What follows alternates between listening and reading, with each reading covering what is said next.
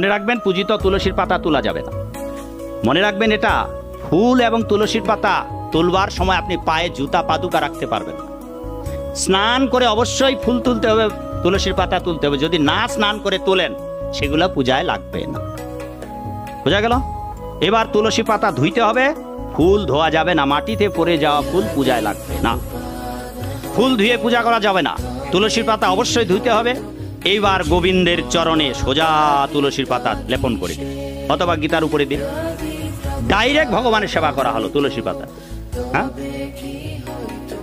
এবার গোবিন্দের চরণে নিবেদন করলেন। মাগো, নিবেদন করে সেই তুলসীর পাতা ভক্তি ভরে চিবিয়ে ভক্তি ভরে খেয়ে নিন, অথবা মঞ্জরি গোবিন্দের প্রসাদে দিলেন, অথবা চরণে দিলেন পাতা, সেগুলার ঘ্রাণ নাসিকায় নিলেন। আপনার ঘ্রাণের মাধ্যমে হৃদয়ের যা কলুষতা সব বিনাশ হয়ে গেল। এইভাবে 9 প্রকারের বর্ণনা আছে। 9 প্রকারের যে কোনো এক প্রকারের করলেই আপনি পবিত্র হতে পারবেন। এইবার দেখুন কাণ্ডখানা, কেন হতে পারছেন না? এখন যদি কেউ বলেন, বাবা কত তো ঘুরলাম, কত মাটি দিলাম, কত জল দিলাম, কত কাদা মাটি মাগলাম, আজও কেন সাধু হতে পারলাম না? ওই একটা কথা জানেন, একবার কৃষ্ণ নামে যত পাপ ভরে, পাপীর সাধ্য নাই, জীবের সাধ্য নাই। কিন্তু মহাপ্রভু আরো 2 ধাপ এগিয়ে গিয়ে বলেছেন, সেইটা আপনারা জানেন। সেটা কি? যে প্রথমবার কৃষ্ণ নামে সব পাপ যাবে। তা আপনারা যে 7 বছর ধরে শুনতেছেন, না 6 বছর ধরে, এবার 7 বছর, 6 বছর ধরে শুনতেছেন হরিনাম, একবার শুনলেই যদি পাপ যায়, আর পাপ গেলে তার প্রমাণ আপনি গোবিন্দের ভক্ত হবেন। 7 বছর 6 বছর ধরে শুনে আজও কেন গোবিন্দের ভক্ত হতে পারলেন না? আজও কেন সুখ টান দেওয়া বন্ধ করলেন না বাবা? আজও কেন জাবর কাটা বন্ধ করলেন না? 6 বছর ধরে শুনে আজও কেন রুহিতস্য, কাতলস্য, খাসিস্য, মাংসস্য, পাটাস্য, ইলিশস্য, চৈব মাগুরস্য, চিতলস্য, ভোজনস্য 6 বছরেও কেন হলো না? মহাপ্রভু বললেন, একবার শুনলেই পাপ যাবে, পাপ যাবে, কিন্তু পাপ গেলে তার প্রমাণ আপনি সাধু হয়ে যাবেন। আর আপনাদের যে পাপ যায় নাই, তার বড্ড প্রমাণ আপনারা সাধু হতে পারলেন না। হ্যাঁ, আপনারা সুখ টান দেওয়া বন্ধ করতে পারলেন না, সেই জন্য আপনারা পাচ্ছেন না। তার পেছনে আরো কারণ আছে, শুনুন। এইবার মহাপ্রভু বললেন কি, যে প্রথমবার, বাবা শুনুন, প্রথমবার কৃষ্ণ নামে, প্রথমবার যেটা একবার বলেন আপনারা, এই প্রথমবার কৃষ্ণ নামে সব পাপ যাবে। দ্বিতীয়বার কৃষ্ণ নামে প্রেম ভক্তি পাবে।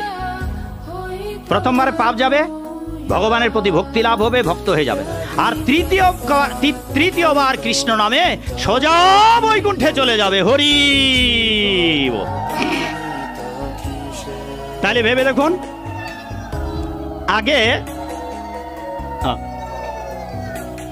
আগে জানতেন যে একবার কৃষ্ণ নামে সব পাপ যাবে, কথা ঠিক আছে। এই একবার কৃষ্ণ নামে সব পাপ যে যাবে, এইটা পুরাণের কথা। এটা পুরাণে, 18 খান পুরাণের কয়েকটা 2-3টা পুরাণে এই কথা লেখা আছে, একবার কৃষ্ণ নামে সব পাপ যাবে। মাগো এখন চাইয়েন না মা, আর কিছুক্ষণ দাঁড়ান। একবার কৃষ্ণ নামে সব পাপ যাবে, বোঝা গেল বাবা? কিন্তু পাপ গেলে হৃদয় পবিত্র হবে, পবিত্র হলে আপনি সাধু হতে পারবেন। তা যেহেতু আপনারা আজও 6 বছরের শুনেও সাধু হতে পারেননি, এটাই প্রমাণ করে যে আপনাদের পাপ যায়নি। হ্যাঁ, কেন যায়নি বাবা? তার কারণটা এবার তুলসী পূজা দিয়ে দৃষ্টান্ত দেয়। জগাই মাধার এত পাপ ছিল, গেল কেন? জগাই মাধাই ওই দিন থেকে আর পরের দিন পর্যন্ত কোনো পাপ করেননি, সারা জীবন আর করেননি। জগাই মাধাই যেদিন মহাপ্রভু উদ্ধার করে দিলেন, যেদিন তাদের পাপ ক্ষমা করে দিলেন, একবার কৃষ্ণ নামে তাদের সব পাপ গেল, সেই দিন থেকে জগাই মাধাই আর হাতে বোতল নিয়ে খাননি। কারণ জগাই মাধাই মদ্যপান করতেন। ওই দিন থেকে জগাই মাধাই আর মদ খায়নি। ওই দিন থেকে জগাই মাধাই আর বেশ্যালয়ে যায়নি। ওই দিন থেকে 12 বনিতার গৃহে যায়নি। ওই দিন থেকে চুরি ডাকাতি করেনি। ওই দিন থেকে রাস্তায় দাঁড়িয়ে ঘুরে ঘুরে বেশ্যা নিয়ে নাচানাচি করেনি মাগো। ওই দিন থেকে জগাই মাধাই আর কাউকে হত্যা করেনি। ওই দিন থেকেই একবার কৃষ্ণ নামেই তারা মুক্ত হয়ে গেলেন।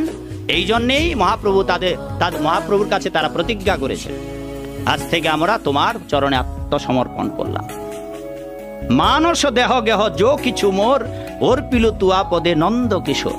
আমার মন, প্রাণ দেহ, হে প্রভু নিত্যানন্দ, হে চৈতন্য মহাপ্রভু, আজ আমরা সমর্পিলু তুয়া পদে। তুলসী পূজা করছেন মাগো, দেখুন কেন হতে পারছেন না সাধু, কেন একবার কৃষ্ণ নামে আপনাদের হৃদয়ের পাপ যাচ্ছে না, কেন 6 বছরেও হরিনাম শুনে আপনারা ভগবানের ভক্ত হতে পারলেন না? একটা ছোট্ট কারণ, গোড়ায় যখন জল দিচ্ছেন বাবা,